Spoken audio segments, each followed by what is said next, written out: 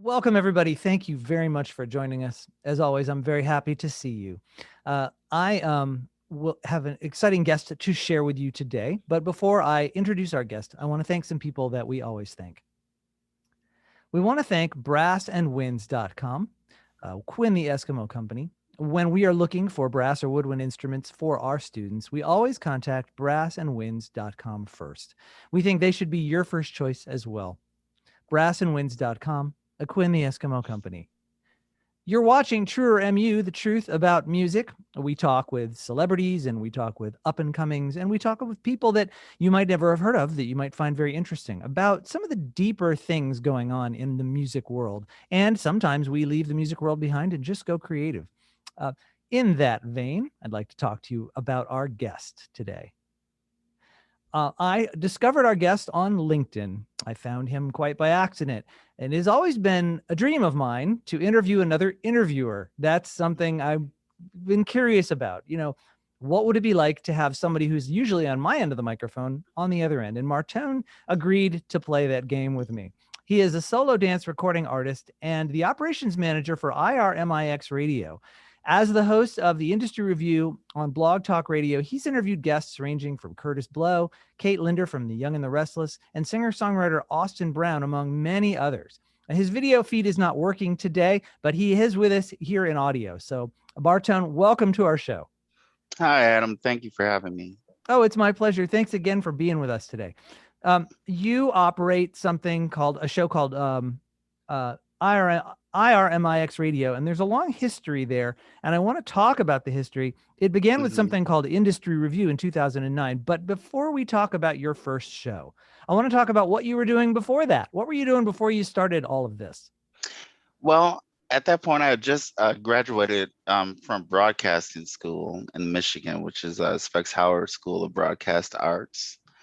And I was just, basically trying to get back in television because I got my start as a 13-year-old producing a music video show called Video Control. Oh, wow.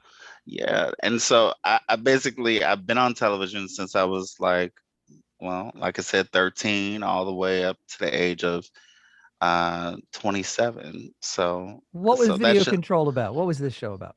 Well, Video Control was a music video program where we would just play music videos from national artists. And like over the years, we had opportunities to, go to the concerts and interview celebrities before they would go on stage or after they come off stage. And I was just thinking about it. It's just like, wow. I mean, yeah. At such a young age, being able to do all those different types of things like that.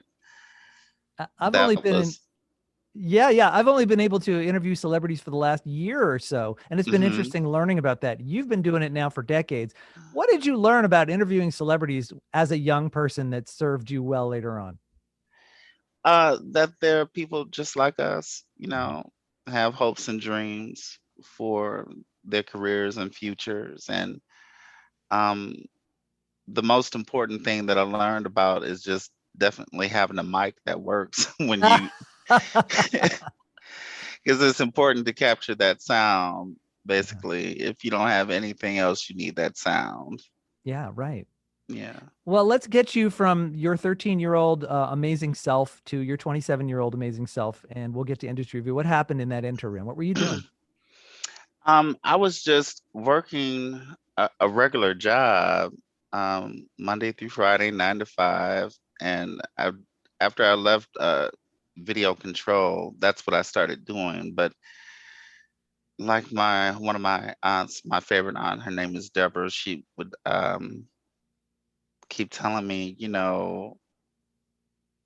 what you're doing right now is not what you're supposed to be doing, because somehow it would always end up calling me back to do television. And so around that time, after graduating from broadcasting school and racking up thousands of dollars in student loan debt, it was kind of hard because at that time, the beginning of like the social media craze and everything, and everyone started creating their videos on their own, and everyone became a content creator, and then you had YouTube and everything. So it was kind of hard to find a job in that field. Yeah. And I definitely I've always been sort of like a self starter. I'm like, well, okay, well, if I can't get the opportunity, I'll just create it for myself. Yeah. And so you eventually did. How did you end up creating Industry Review in 2009? It was an idea that I had because I wanted to do a magazine where I would just basically interview um, celebrities Hmm. about their careers. The first show that I had on, which was on Blog Talk Radio, um, it, it went so horribly wrong because I didn't know the system and everything. What is the system? And You mean the technical system or the way things yeah, work? yeah, their technical system. Okay. Yeah, so it was like it was horrid. So Yeah. That'll put a um wrench in things. yeah, so and then on top of that, the issues with the audio and stuff like that would come in low and everything, and everyone would say, well, we can't hear you, and so that went on for a while, for a couple of years, and then I ended up um saying, you know what, I'm just gonna go ahead and start my own radio station. Mhm. And that was Industry Review. It's actually IRMX Radio. So Oh, that's much later. Yeah. yeah, yeah, but that came like within, 2012. well, it's actually started in, let's see here. Yeah, you're about right. 2012. Yeah, That I'm is going with what was correct. on your website. Yeah. Yeah, Uh, yeah, yeah. so So that's what happened. Yeah, in l- 2012. let me It's get a been little a long clarity time. though. Despite all the trouble you had in 2009, you still were interviewing people like Curtis Blow and Austin Yeah. Brown. And so, I mean, hopefully the audio trouble didn't interfere with those interviews. Oh no, no, not at all. But I wanted something that sounded a little bit more like in stereo rather Yeah. than um mono. Yeah. Yeah. Yeah. Got you. So it Yeah, wasn't bad. It just wasn't what your vision was. correct. Yeah. I, Yeah. I feel like you always have to, step it up each time, each year. You have to kind of like make not reinvent the process, but make it a little bit better each time that you go along. Got it. So you leave Blog Talk Radio in 2012 and you start IRMIX Radio. And one of the Hmm. most interesting things you did was you did this 24-hour special on Janet Jackson for her birthday. 24 solid hours of broadcasting and tributes to Janet. Will you talk about that? Yeah, that was awesome. I've been a fan of hers since I was like 3 years old. Hmm. So I had like I belong to like these different groups on Facebook that celebrate Janet's life and career and things of that nature. And so I got with a few of like the admins of those groups, and I it was more of like a collaboration. So we interviewed like fans from all over the world, basically sharing their love for Janet. And so that was an amazing experience. Yeah. And Didn't she phone in? Did she phone in?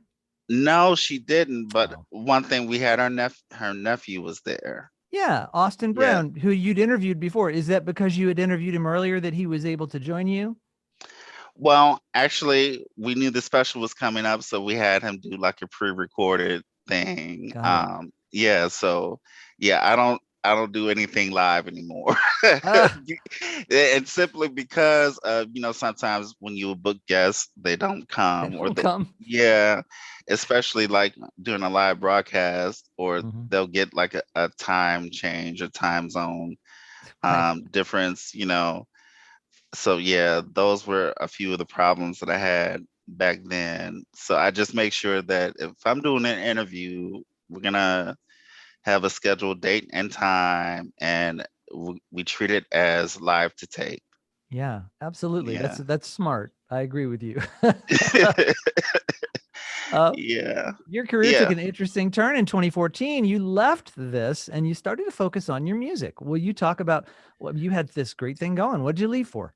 Well, it's music is something that I always wanted to do. I really didn't have the um I would say the courage to step out there and do it on my own. Mhm. I had stopped singing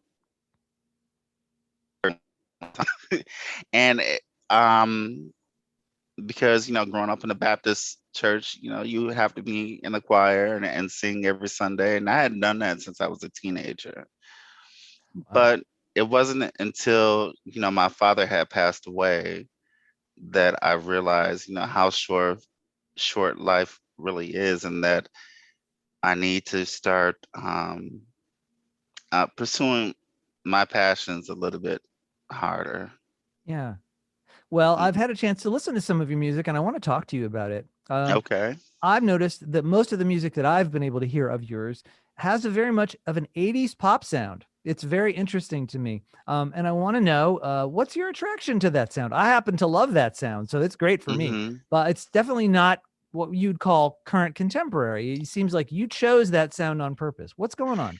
Exactly. Because of, you know, even though I own a radio station and listen to, I don't listen to like traditional radio. Yeah. I hear things that I want to hear on my radio.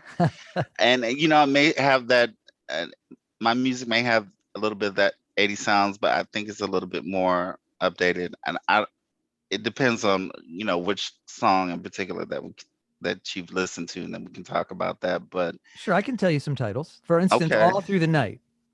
Okay. Yeah. Now was that the album version or was that Well, I a don't know. remix How version? different are Okay. they? Yeah. Very different. More one is more like a futuristic club sound. Mhm. The one that's on the album, that one definitely has like a lot of different horns. Maybe like the arrangement, um, and the vocal arrangement, the way that I chose to go with that, that might have a little bit more to do with that particular sound. Okay. Um, but I love singing that song. I love that song. Yeah. I also checked out Inside Out. And there's something interesting about that song from a songwriter perspective. I'm going to bore my audience with some geeky songwriter stuff here. A lot of Hmm. times it's a four chord song, although not really a four chord song. It's not. But most songs of that kind tend to have the four chords, the one, the six, the four, the five, or, what you did, you add this, one of those chords is unexpectedly a minor chord. It's a different sound than you would expect. The chord that hits you right before you go back to the one, the main chord, is not the sound you'd expect. Talk about that decision to kind of mess with the formula like that. Well, I don't have anything to do with the creative process of that. I don't have any type of what do you- uh education in music hit theory. My Gotcha. cousin, Michael, he is the main producer that I use for all of my music. Hmm. And my one of my good friends, I call him my brother, Marvin Harrison. He does um, the remixes for a lot of my songs. So, but if we talk about lyric writing, that's exactly what it is that I do. I And gotcha. and so what I do is my process is I'll take a song that I was interested in or loved listening to back in the day in the 90s, whether, we go into the club or whatever, and I would send it to my cousin. I said, I would want something like this. And he comes up with it that way. Got it. Yeah. Yeah, interesting. That's great. So you've ordered a particular era for your stuff. Hmm. Yeah, Definitely. I can sympathize with that. Yeah. Yeah. Yeah. But for, this next project that I'm working on, it's kind of like all over the place. So I'm just like, well, I need to have like a cohesiveness in my project. So Okay. So yeah. you've gotten tired of being eclectic and you're ready to glue it all together. Yeah. Yeah. definitely. Okay. Well, into 2019, you wrote a song called Love Out Loud, which you Hmm. describe as an LGBT pride anthem song. And one of the prominent lyrics in this, we'll talk lyrics, is times have changed. Talk about how they have changed. I mean, to what extent do you think people are still hiding their love in our society today in the United States? Hmm. Um, well, times have changed. I would say when I was growing up, um, it wasn't a popular thing. I was bullied for being gay growing up, and I didn't first I didn't even have the words for what my sexuality was, and so everyone just they chose to like pick and tease and what have you. Um, as opposed to now, kids are a lot more freer to be exactly who they are. Um,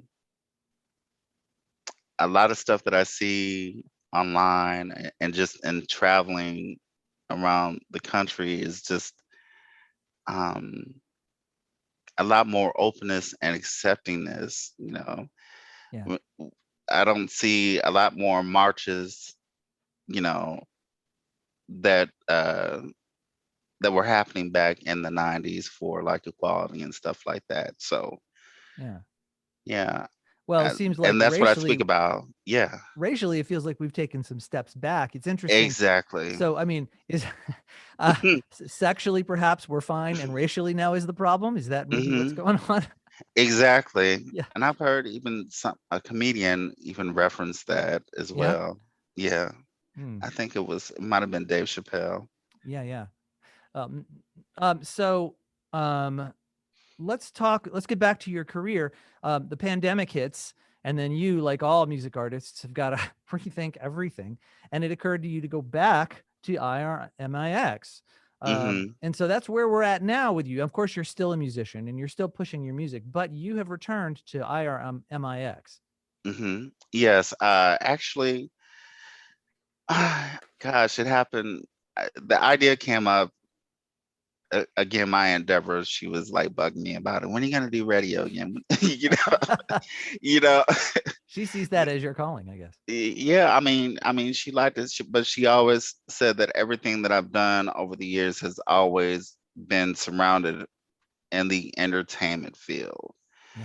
And I was thinking about it, especially when it seemed like the pandemic was going to last a little bit longer than what was forecasted at that particular time. Right.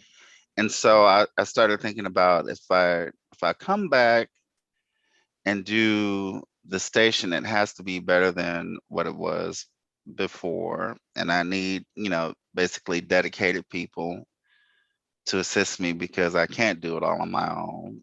And that was part of the problem, like the last time. Um, but right now, I mean, the idea came about was, okay, so I want a radio station on TV. And so I was able to actually um, get the channel on Roku. Um, and then I started contacting people who had done shows before. Some of the people that I worked with before, their heart wasn't fully into it, so they couldn't commit. And I recognized that at the beginning. So I was like, okay, scratch that. And then I got, basically my team together and we started preparing to go online. So we basically officially launched 8 years from the original air date Yeah. that we launched on online as a station, IRMX Radio. Yeah, That's great. yeah. Oh, well, there's so much information, entertainment information out there now. It's mind-boggling that a guy like me could have a show that boggles the mind. Hmm. How are you positioning yourself with all the entertainment information out there? I've kind of taken a step back from doing that. Now I just basically executive produce everything. Okay. And so, mainly because I want to get back into my music. And I was telling one of the hosts, T Spence, Tea Time Tuesdays with T, that basically it's time for me to do some legacy building aside from the radio station. Got it. So you're basically working on the money end at this point and letting other people be the talent and think about positioning. Yes. Okay. They can be the talent on IMX Radio. I'm the talent for Martone. You That's know, good. the singer songwriter, yes. Yes, yes. Gotcha. Yeah. Okay. So I see what you're doing. You are trying to essentially Oprah Winfrey the situation. That's a good one. Yeah. I guess yes. Well, I'll tell you what. Let's talk a little bit about you when you were interviewing. It seems like you're maybe not doing so much of that now, but I am kind of Hmm. interested in who you were as an interviewer, and perhaps still are, in case you go back to it. Um, I want to know IRMIX Radio has a mission, and the mission is to create responsible radio programming that will provoke thought and inspire our listeners through music and conversation. How is it exactly that you would like your radio station to promote thought? Well, Provoke, sorry. at, at that particular time, we had the mission has changed a little bit because of some of the shows are no longer on the station at the moment. So, we had a licensed therapist by the name of Corey George, and he had hosted a show called The Bridge with Corey George, and he would come on there and talk about different issues that the community, whether it be LGBT or straight or what have you, were going through at this particular time during the pandemic. Um, People staying at home, relationships falling apart, and what you can kind of do to like mitigate um, those circumstances, or tips and hints on how to improve your daily life. Mhm. Um, So a very those practical Yes, provocation. Okay. yeah. Another show that was on was called Common Sense Required. They talked a lot about some of the same issues, but more so on, I would say, probably a lay level, not just two girlfriends talking about whatever's going on in pop culture, or just having common sense about certain different things about life. Yeah. Does this feed into what you consider responsible radio programming? What do you mean by that? Yeah, that's what I thought at that particular time. Yes, responsible radio programming to me is not um, providing false information to the public. That's what I meant by responsible radio programming. Oh, I see. Yeah. Yeah, Well, that's definitely needed in our time. yeah, definitely. Uh, Especially if you can just come across a Facebook feed and see something. I'm like, okay, well, do we need Snopes to verify every single thing that that somebody posts? And I try to be responsible in the types of things that I share. Mhm. I check out the article first, and I'll verify it before I put it out there. I just don't put anything on my timeline. 'Cause I feel like those type of things can come back to haunt you. Yeah, thank you for that. Um, Hmm. Here's the quote that you left on your info that made me want to interview you. Okay. Hmm. Quote, not only was I soliciting advice from my listeners, it was for me too. I used the advice that was given during those interviews and applied it to my own career as a singer-songwriter. I thought, yeah, Mm. me too. I learned the reason I like to interview people is because of what I'm hungry for something and I learn it from Hmm. my guests. Could you talk about the kinds of things you've learned from your guests? Oh gosh, I would definitely say how when people tell you no, just to never give up. That was like the biggest um, motivator for me to keep going. We had people like Takia Crystal Kima from In Living Color. Kate Linder from The Young and the Restless, Curtis Blow. That was basically, it was always the same um, thing that they would tell me at the end of each and every one of my interviews is to never give up. Hmm. And that's stuck with me. I've had that, the feeling that am I doing the right thing? Especially when the money is not there, is not coming in like you hoped it would, but you just have to keep going and eventually it will pay off. Yeah, yeah. Well, why do you have to just keep going? When is it time? Is there ever a time to quit?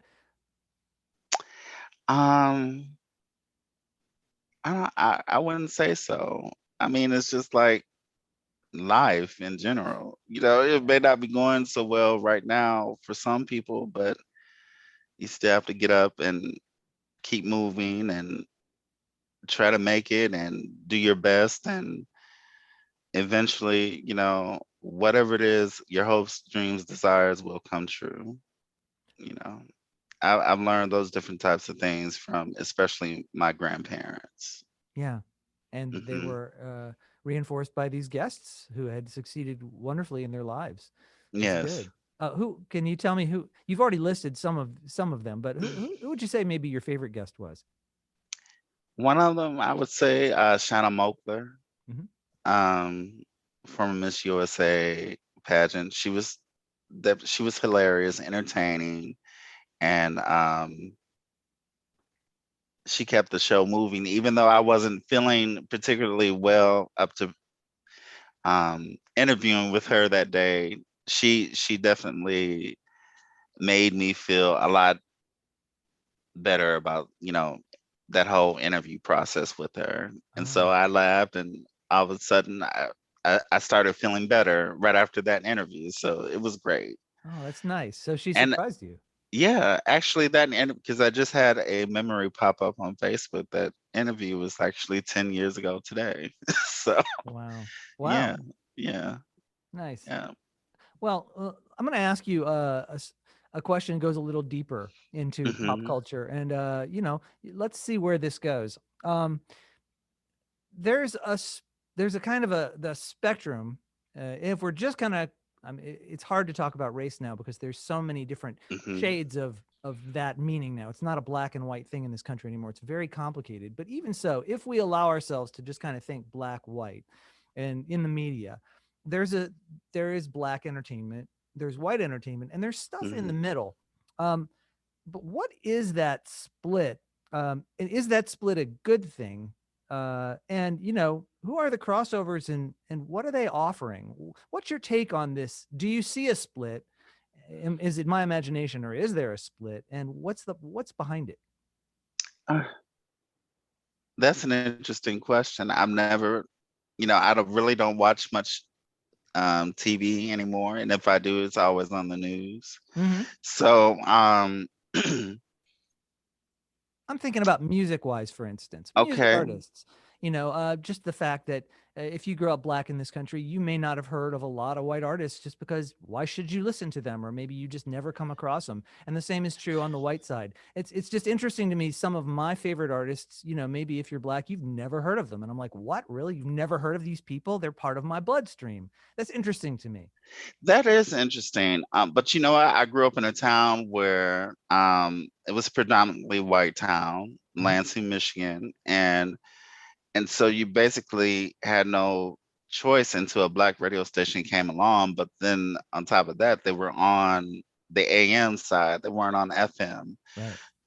And then on top of that, they had limited hours. That's one of the things that I remember about a radio station called WXLA in Michigan, and they didn't switch over to FM until the 90s. Hmm.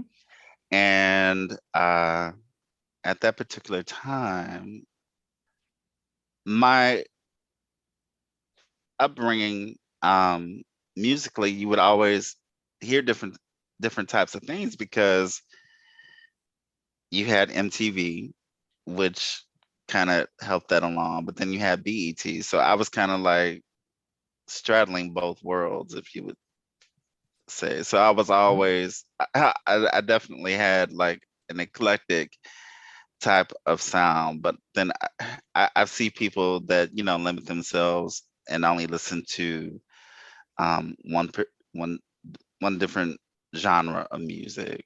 hmm, My background in in listening is all over the place, like opera and um, some folk or country or whatever who you would figure Fleetwood Mac out to be. I yeah, was yeah, like, well, this was kind of like to me, like listening to it now, kind of sounds more like some of their songs. I can't even consider that being rock, uh-huh, and which was what it was called back then, right? right. So, yeah. I'm sorry, I've got No. gone on a No, tangent, no, but no, you haven't. No, I mean, that's what I want, really. okay. I'm kind of interested in this. And I have another thought too. I'm thinking, do you know the history of the song Tutti Frutti? There's a very interesting Little story. Richard. Yeah, you know about what happened to this song when it came out? I well, I only know what I saw in the movie. It's been such a long time ago since I've seen that, but Well, essentially, Little Richard wrote this song. It was his song. hmm Um, and Pat Boone came out with his own version shortly thereafter. right, And basically, what's funny is, of course, the parents wanted them all to listen to the Pat Boone version, but the kids are right, listening to Little Richard's version, which is dirtier, right? And they like that. And they're hiding it from their parents. right. And here's the thing, which I find interesting: those same kids that were listening to Little Richard, I don't think they continued to listen to, like, they hang on to the crossover artists, the artists on the other side of that place. For them, it was, hmm they love that artist and they continue to love that artist their whole life, but they don't continue to cross over when they get older. Like newer Black artists, they're not going to listen to that, right? And I think Right. it seems to me like the young people are going to listen to whatever they want, and maybe they're going to listen to whatever you think they shouldn't want. But when they get older, they don't keep doing that exploring, then they kind of fall in. Do you think this is accurate, this picture? For me personally, no. Yeah. Yeah, I still listen to a lot of different things, and I continue.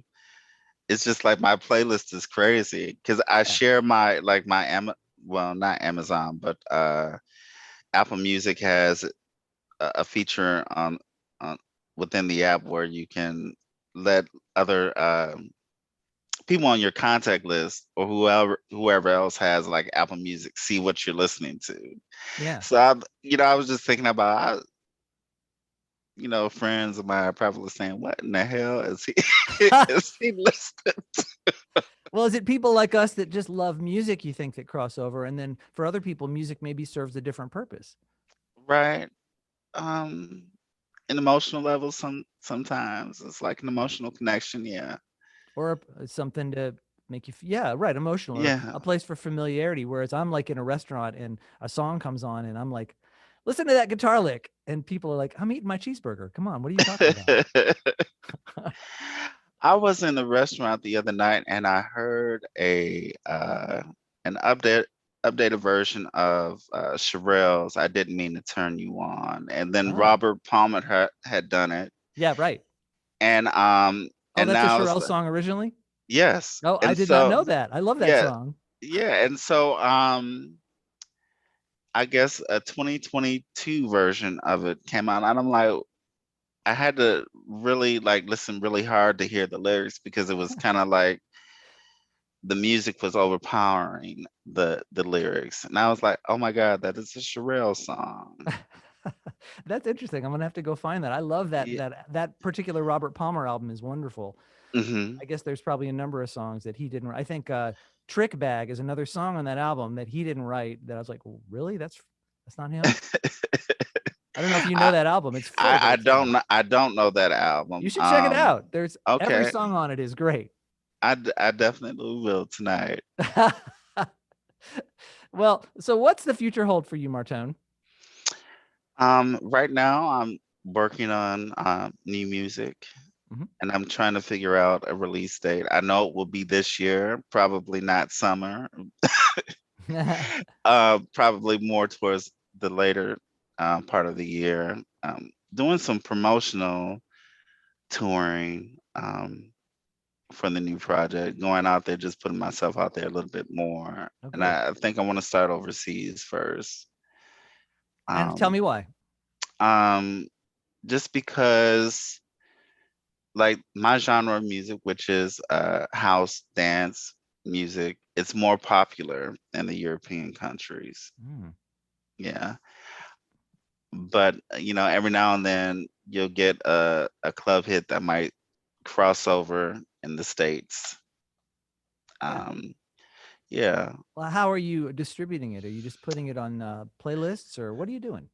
Um, right now, okay, so I'm team building at the moment. So I'm Hmm. gonna have everyone else do it instead of trying to do all that stuff myself this time, so I can like kind of focus more so on the creative side, but Yeah, still have those meetings and find out where things are, and are you pushing this towards radio or not? Yeah.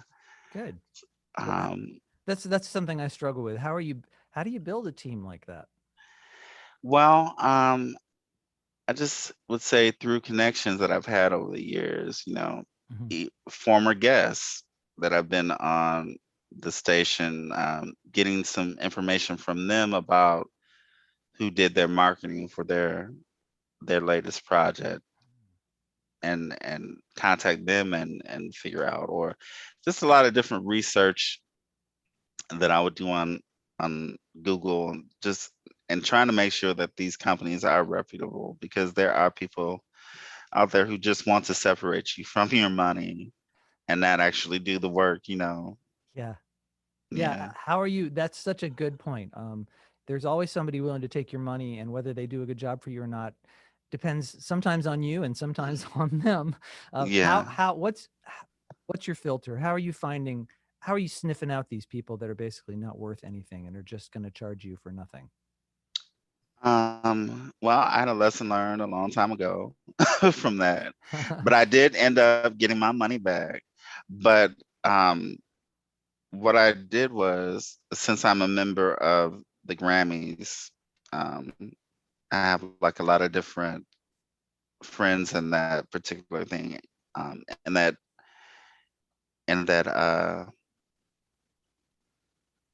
So word gosh, of I can't mouth, even think of it. essentially. Yes, word of mouth, yes. But then on top of that, they also have the Grammys in their website. On the internal side, they have different partners that they work with who offer us a type of discount for buying their services.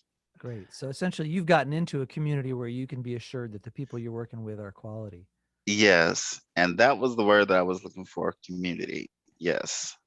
Yeah. So, So yeah, basically, you build your team by being inside a community and picking people from that community who have similar interests. correct. And Great. what's so crazy is that, there are a lot of different people that are related to each other within um in the community that you would never know.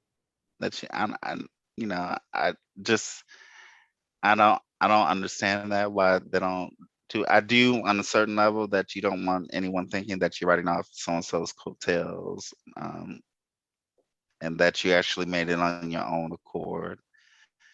That was, yeah, that's cool. Yeah. Well, let's say folks who are watching want to find out more about you. Where would you like them to go? You can go on my website, Martone Online, and Martone is spelled Martone online.com. Um, I'm on Instagram. I've just started becoming a little bit more active on there at I am underscore Martone.